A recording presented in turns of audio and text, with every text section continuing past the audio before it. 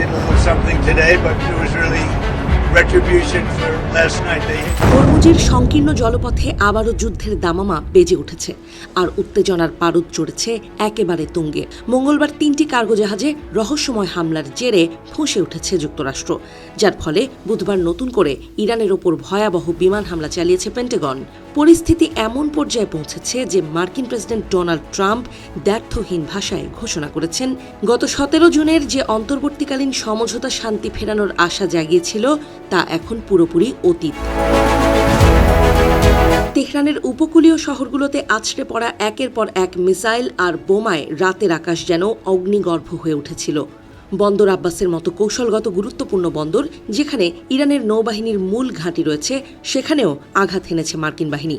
কর্নারক ও চাবাহারের মতো উপকূলীয় শহরগুলোতে বিদ্যুৎ সংযোগ বিচ্ছিন্ন হয়ে পড়েছে আর সর্বত্র ছড়িয়ে পড়েছে আতঙ্ক। একটি বিমান ঘাঁটিতে অগ্নিকাণ্ডের ঘটনায় এক দমকল কর্মীর প্রাণহানির খবরও পাওয়া গেছে, যা উত্তাপকে আরও কয়েক গুণ বাড়িয়ে দিয়েছে।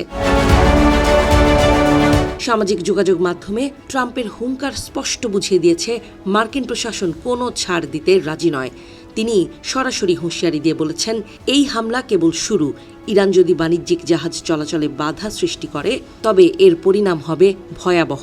হোয়াইট হাউসের এই কঠোর অবস্থানের পেছনে মূল লক্ষ্য হল হরমুজ প্রণালীকে আন্তর্জাতিক বাণিজ্যের জন্য নিরাপদ রাখা, যা বিশ্ব অর্থনীতিতে রক্ত সঞ্চালনের মতো কাজ করে। অন্যদিকে ইরানও চুপ করে বসে নেই। দেশটির নূর নিউজ এবং প্রভাবশালী নীতি নির্ধারকরা হুঁশিয়ারি দিয়েছেন যে মার্কিন ঘাঁটির ওপর অতি দ্রুত এবং বড় ধরনের পাল্টা আঘাত হানার প্রস্তুতি নিচ্ছে তেহরান। আয়াতুল্লাহ খামেনির ঘনিষ্ঠ উপদেষ্টা মোহসেন রেজাই স্পষ্ট জানিয়েছেন, আগ্রাসীদের উপযুক্ত জবাব দেওয়া হবে। এর মধ্যেই ইরান দাবি করেছে তারা পাল্টা ব্যবস্থা হিসেবে বাহরাইন ও কুয়েতে অবস্থিত মার্কিন সামরিক স্থাপনাগুলোকে লক্ষ্যবস্তু করেছে। যুদ্ধ পরিস্থিতির এই চরম অবনতিতে আন্তর্জাতিক বাজারে ফের অস্থিরতা দেখা দিয়েছে। ব্রেন্ট ক্রুড তেলের দাম ব্যারেল প্রতি $1 বেশি বেড়ে যাওয়ায় বিশ্বজুড়ে উদ্বেগের কালো মেঘ জমা হয়েছে।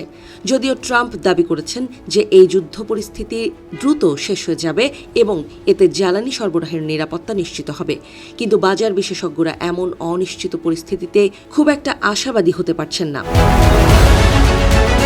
ইরানের পররাষ্ট্র মন্ত্রণালয় এখন এই হামলাকে সমঝোতা চুক্তির চরম লঙ্ঘন বলে অভিহিত করছে। তারা জাতিসংঘ নিরাপত্তা কাউন্সিলে অভিযোগ জানিয়েছে যে যুক্তরাষ্ট্র আন্তর্জাতিক সনদ ভঙ্গ করে সার্বভৌম রাষ্ট্রকে আক্রমণ করেছে। পরিস্থিতি সামাল দিতে ইরান পারমাণবিক চুক্তি থেকে বেরিয়ে আসা কিংবা বাবেল মানদেব প্রণালী বন্ধ করে দেওয়ার মতো চরম পদক্ষেপের ইঙ্গিতও দিয়ে রেখেছে।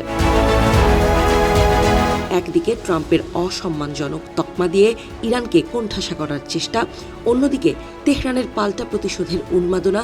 দুই পক্ষের এই রেষারেষিতে বিশ্ব এখন এক গভীর সংকটের মুখোমুখি। নেটো সম্মেলনে অংশ নেওয়ার আগে ট্রাম্পের এই অনমনীয় মনোভাব বুঝিয়ে দিচ্ছে যে কূটনীতির চেয়ে শক্তি প্রদর্শনের পথেই হাঁটছে ওয়াশিংটন।